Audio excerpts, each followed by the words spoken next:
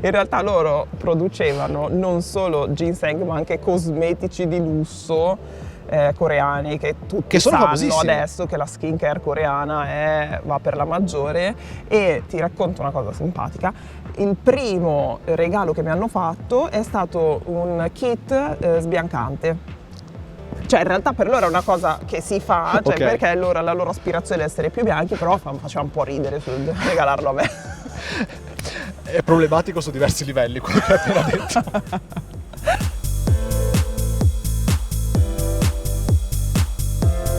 Valentina, che bello rivederti. Ciao, come stai? Ciao Ale, sto benissimo e non ci vediamo da una vita. Non ci vediamo Tu da una sai, vita, non ci tanti vediamo anni. da tantissimi anni, però è bello poter essere di nuovo qui in Italia, parlare con te e scoprire un po' che cosa hai fatto in tutti questi anni. Intanto siamo qui a Busto Arsizio, stai preparando la nuova stagione e andiamo a rivedere un po' quello che è successo in tutti questi anni, partendo dal Brasile. Per ogni città, per ogni esperienza che hai fatto, andiamo magari a vedere qualche cosa che è rimasto con te, che hai portato con te fisicamente e non. Certo. E iniziamo proprio dal Brasile. Cosa ti ha portato il Brasile? Cosa è rimasto del Brasile con te? Allora, intanto il Brasile è stata un'esperienza incredibile, è stata la prima volta fuori dall'Italia e quindi è stato un bel impatto.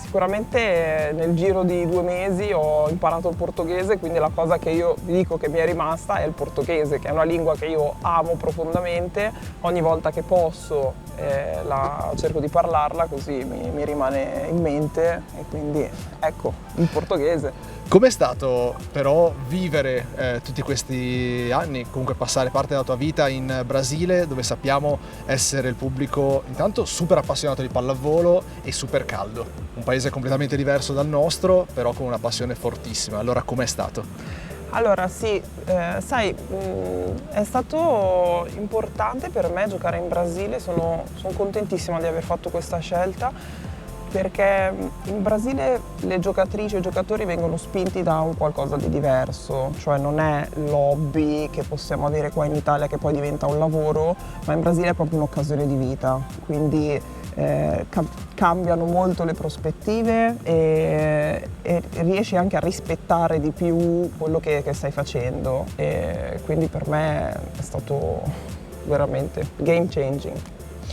Stavamo parlando prima della passione del pubblico brasiliano, com'è stata la pressione quando, insomma, la spinta che ti davano quando giocavi in casa e la pressione quando invece eri fuori casa e magari ti fischiavano? Sì, Fischiavano, sono non... molto partecipano, Sì. cioè proprio il palazzetto respira insieme a te e quindi sono tosti, però è bello, però è molto bello. A me piace sempre avere un pubblico caloroso perché lo definisco sempre un po' settimo giocatore, però devo dire che anche in altri paesi non lasciano a desiderare. Passiamo allora a un altro paese che ha segnato sicuramente la tua vita, la tua carriera da pallavolista, la Corea del Sud. Allora, se nel Brasile c'è rimasta la lingua, cosa è rimasto della Corea? Allora, in Corea ho fatto un tatuaggio che è il soprannome che mi hanno dato, che è Inbok, che significa... Fiocco di neve. No, sei in Italia.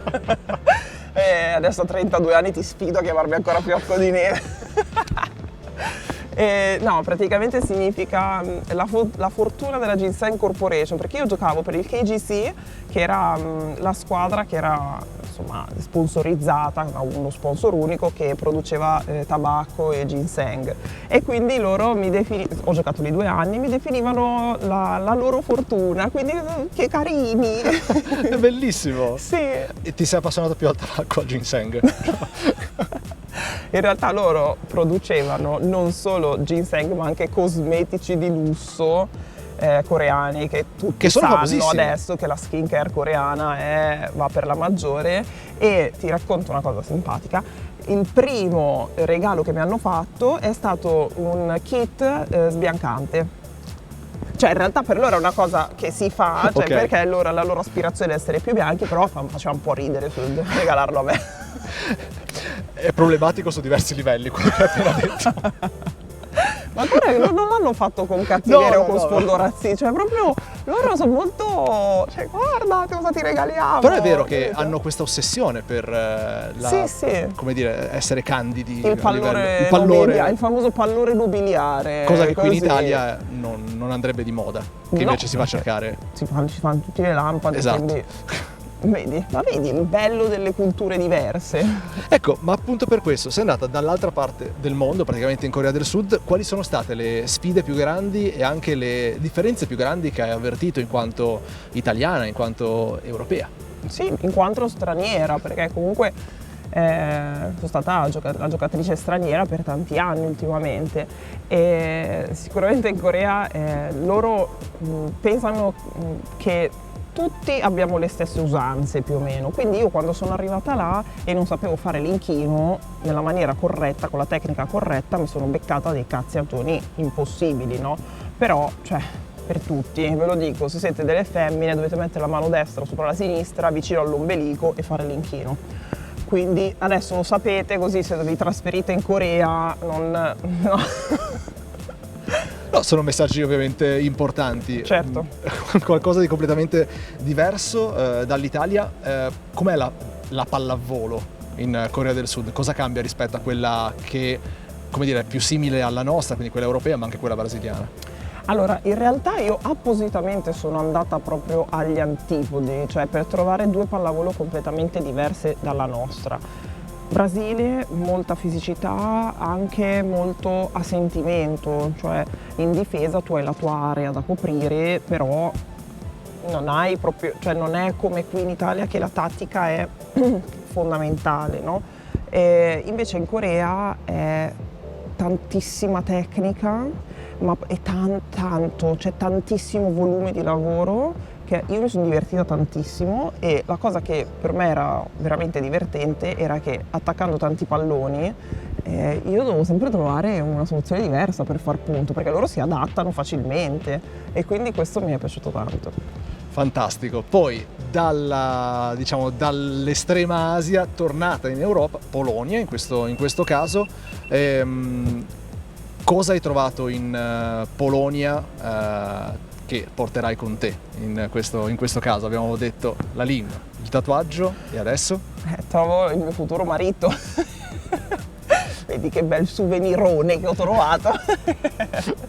Sì, il mio futuro marito. In Polonia ho giocato 2 anni e mezzo perché ho fatto metà stagione e poi 2 stagioni.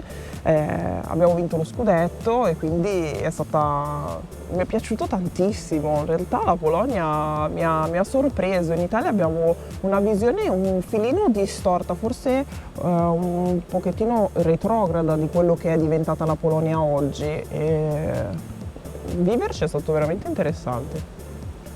Dicevi una pallavolo completamente diversa in Polonia, raccontaci anche lì, sappiamo che è un pubblico molto partecipativo, molto caldo, com'è il pubblico e com'è anche l'ambiente polacco al di fuori del campo di pallavolo, al di là di aver trovato anche quello che sarà il tuo futuro marito. Allora, sicuramente in Polonia ho trovato un pubblico fantastico perché io giocavo a Łódź e la squadra era l'ŁKS che ha sia la pallavolo femminile che il calcio è molto molto seguito e quindi noi avevamo gli stessi tifosi e quindi loro erano proprio, cioè quando abbiamo vinto lo scudetto erano con i fumogeni, cioè un casino di persone, oppure mi ricordo in Champions abbiamo vinto contro il Fenerbahce e loro, quelli della squadra del Fenerbahce e gli arbitri che facevano i video ai nostri tifosi perché erano scioccati da che coreografie pazzesche facevano. Fumogeni spero fuori dal palazzetto, altrimenti era... Sì, okay. Però appena fuori, okay, cioè proprio... Poi, ritornando diciamo nella tua vita pallavolistica, passi dalla Polonia, l'esperienza estera successiva in Francia, una piccola parentesi nella stagione passata, che pallavolo hai trovato? Siamo sempre in Europa, sappiamo essere un po' diversa rispetto a quella italiana, allora com'è stata questa parentesi francese? È una pallavolo tanto diversa, nel senso che ci sono un po' più di tocchi sporchi, chiamiamoli, no? Sai, magari quei pallonetti spinti, piuttosto che trovi tante giocatrici che giocano magari un po' più di abilità piuttosto che di potenza e così. È stata una parentesi corta, ma non è stata una parentesi infelice, cioè ci siamo lasciati veramente in maniera molto armoniosa e poi? E poi? Poi tocca a te introdurre dove sono andata. No, poi. perché da Francia la domanda successiva è che cosa ti porti dietro da questa parentesi francese? Cosa mi porto dietro? Allora, io giocavo in Alsazia. Sì. Ok? Quindi io mi porto dietro un amore spassionato per i brezel che per fortuna che non ce li ho più a tiro perché veramente era diventata pericolosa la questione. E l'ultimo passaggio è l'Indonesia, che ti ha visto protagonista fino a pochi mesi fa con il campionato indonesiano. Da qua partiamo subito, cosa ti porti dietro dall'Indonesia? Mi porto dietro la proposta di matrimonio perché è arrivata appena finito il campionato, ci siamo fermati lì ovviamente perché cioè, se giochi in Indonesia cosa fai? Quando ti ricapita. Scusa, cioè ti pagano pure il volo, voglio dire. E quindi siamo fermati in vacanza ed è arrivata la proposta di matrimonio. Bello, questo è qualcosa che ti porterai dietro per tutta la vita, Tutta quindi la come vita. tutti gli altri aspetti. Esatto. Com'era allora l'ambiente in Indonesia? Tu hai giocato a Giacarta, com'era? Perché è qualcosa di completamente esotico e lontano anche dal nostro pensiero. Poi Hai immaginarlo detto bene. dal punto di vista Esotico. sportivo è esotico. Hai detto bene, è esotico, nel senso che il campionato funziona un po' tipo i tour delle rockstar, cioè è itinerante. No, io non ho mai giocato a Giacarta. Ah, ok. Mai giocato a Giacarta. Però la squadra era di Giacarta. Ho preso guarda, giusto un paio di voli Ok. da Giacarta. Sì, ha il nome Giacarta, però più che altro perché è lo sponsor che è di Giacarta. Però in realtà tu viaggi e giri tutte le città, principalmente sull'isola di Giava. E poi c'è stato anche una tappa sull'isola di Sumatra, però per il resto è un campionato itinerante. Spettacolare, ci sono delle cose veramente che noi non siamo abituati a vedere, magari un aneddoto simpatico che alla fine di ogni round che giocavamo la società ci portava a cena tutte insieme e ci lanciavano i soldi. Anche questo, come quello di prima, è problematico su diversi livelli. Sì, Cosa... però cosa ti devo dire? No, non è un problema, tra anzi, cioè, l'altro, immagino sì. c'era anche il karaoke, no? Perché loro sono matti di karaoke, quindi neomelodico indonesiano a tutta randa. E io ho scoperto all'ultima, però io l'ultimo giorno ho detto sì, vabbè dai, canto pure io. Mi hanno lanciato così 70 euro, così, pam pam pam, così proprio, li lanciavano e tu li dovevi prendere, a me me li ha messi in mano così. In segno di rispetto, anziché lanciarti, li danno dati in mano. Si vede che la mia performance È piaciuta. Magari erano, o diciamo, magari mi la chiedeva di SIAE. smettere, la SIAE. Ora, parliamo però di tutte queste esperienze insieme. Ora sei tornata in Italia, passerai questa stagione con la maglia di Busto Arsizio, una società dove hai già fatto tanto, dove sei anche cresciuta, ma tutte queste esperienze all'estero, come ti hanno fatto crescere e che persona troveremo adesso?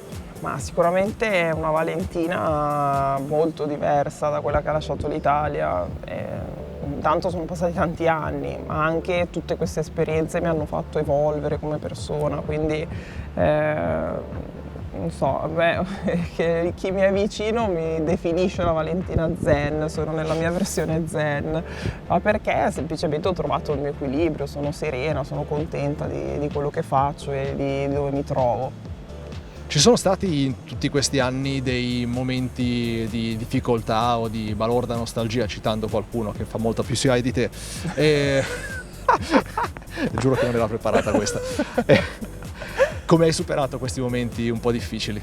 Beh, per esempio c'è stato il periodo del Covid che anche lì chiaramente, sai, sei lontano da casa, succede una pandemia e quindi quelli sono momenti che ti mettono alla prova. Però in realtà ti dirò, siccome pondero molto bene le scelte che prendo, io non ho mai avuto un momento che dico oddio torno indietro. Sicuramente ci sono delle difficoltà che incontri, però non sono così insormontabili da dire non sono state così insormontabili da dire non ce la faccio più. Quali sono le tue aspettative per questa stagione a Busto Arsizio? Appunto, stavamo dicendo prima, ritornerai a vestire la maglia delle farfalle. Quali sono i tuoi sentimenti e le tue aspettative per questa nuova stagione? Ma sicuramente, come al solito, fare il meglio possibile con gli strumenti che si hanno a disposizione. Quindi io in questa fase ho cambiato un po' ruolo, quindi io sarò la seconda, sarò un ruolo di supporto quando servirà, e quindi in realtà portare la mia esperienza, tutto quello che mi ha costruito, mi ha fatto diventare la giocatrice che sono oggi, metterla a disposizione della squadra di Busto. E a Busto troverai anche il pubblico che ti ha sempre voluto bene, ti ha sempre accolta calorosamente. Anche qui ti chiedo che emozioni sarà ritornare in questo palazzetto che speriamo di vedere sempre pieno come nelle passate stagioni. Esatto, io ho un rapporto speciale con i tifosi di Busto, tant'è che tanti sono diventati proprio amici, perché alla fine, quando passi tanti anni insieme, vivi tante emozioni condivise, alla fine un legame si crea profondo. Quindi io sono felicissima di poter scendere di nuovo in campo qui, e alla fine questo è il mio palazzetto preferito e non l'ho mai nascosto, quindi sono contenta di aver avuto questa opportunità, quindi grazie Giuseppe. L'ultima domanda è, diciamo, più generale. Che consiglio ti sentiresti di dare a una giovane pallavolista, un giovane pallavolista che vorrebbe intraprendere un'esperienza fuori dall'Italia? Insomma, tu abbiamo visto adesso il tuo mondo, sicuramente avrai qualche consiglio da dare. In generale, cioè che tu sia pallavolista o no, vai a fare un'esperienza all'estero, perché ti fa evolvere, ti fa capire che magari tante cose su cui vengono investite le nostre energie, magari ti rendi conto che sono superflue, e quindi in realtà ti aiuta proprio a centrarti come persona e centrare il tuo focus sugli obiettivi che vuoi raggiungere. Grazie Vale. Grazie a te. Grazie.